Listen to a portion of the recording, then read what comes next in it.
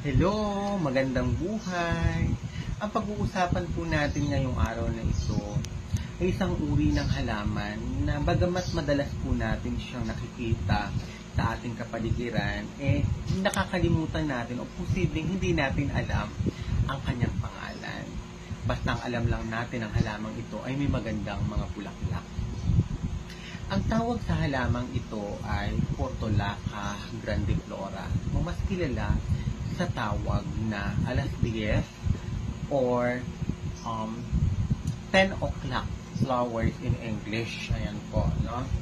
Ang halamang ito ay may maliliit na tangkay at maliliit na dahon na merong iba't ibang kulay ng bulaklak katulad po ng kulay rosas, kulay pula, at kulay dilaw.